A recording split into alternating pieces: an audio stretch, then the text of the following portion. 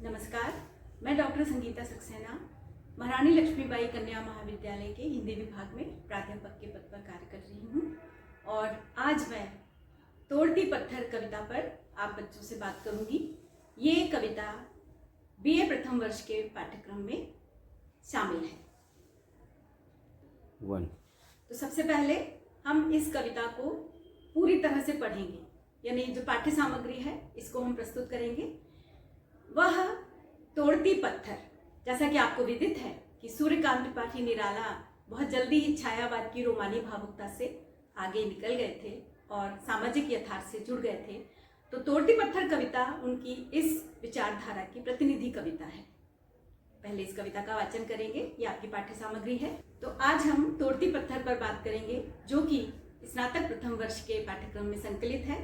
और आपको विदित है कि सूर्यकांत त्रिपाठी निराला बहुत जल्दी छायावादी रोमानी भावुकता से आगे बढ़ चुके थे और सामाजिक यथार्थ से रूबरू हो चुके थे। तोड़ती पत्थर कविता उनके इसी विचार को व्यक्त करने वाली प्रतिनिधि कविता है। सबसे पहले हम कविता का वाचन करेंगे।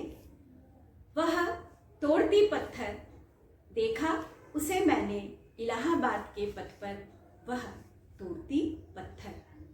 कोई ना छायादार पेड़ वह, जिसके तले बैठी हुई स्वीकार। श्यामतन भरबंधा यौवन, नत नयन प्रिय कर्मरत मन। गुरु हथौड़ा हाथ करती बार बार प्रहार। सामने तरुमालिका अट्टालिका प्राकार। चढ़ रही थी धूप गर्मियों के दिन, दिवा का तमतमाता रूप। उठी झुलसाती हुई लू, रुई ज्यों जलती हुई भू।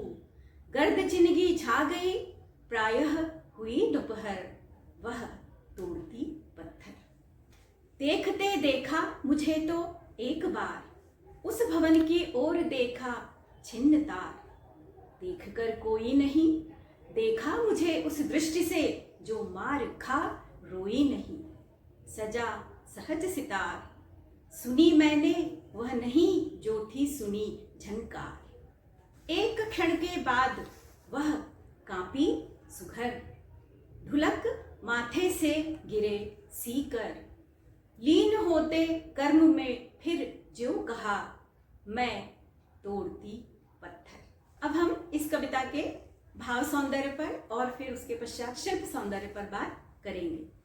तो जहां तक भाव सौंदर्य की बात है, यह कविता तीखी गर्मी में कर्मरत एक मजदूर स्त्री के विसंगतिपूर्ण जीवन और अभिजात्य के विरोध में सर्वहारा की प्रतिक्रिया को अभिव्यक्त करती है। घने छायादार पेड़ों से घिरे ऊंचे भवनों में रहने वालों का जीवन सुखी है, किंतु इन भवनों के जो निर्माता हैं वे सड़क पर पत्थर तोड़ते हैं। कविता के मध्य में कवि मार खाके न रोने वाली दृष्टि का उल्लेख करते हैं, जो कहीं न कहीं एक विद्रोह का संकेत देता है। किंतु अंत तक आते आते कविता एक करुणा भाव में पर्यवसित हो जाती है कि इस अथक श्रम की प्रतिक्रिया से शायद कभी पत्थर हृदय पिघल जाए। इस कविता को हम 5 बिंदुओं में देख सकते हैं।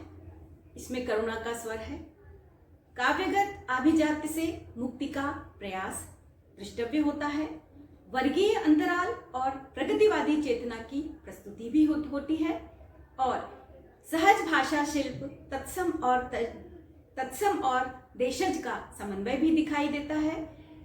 आचार्य रामचंद्र शुक्ल ने एक उदात्त कविता के लक्षण बताते हुए यह कहा था कि उसमें विरुद्धों का सामंजस्य होना चाहिए।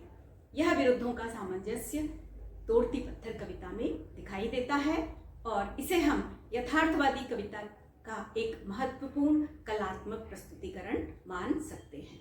इस कविता में एक कोटेशन मैं यहाँ पर जरूर बताना चाहूँगी।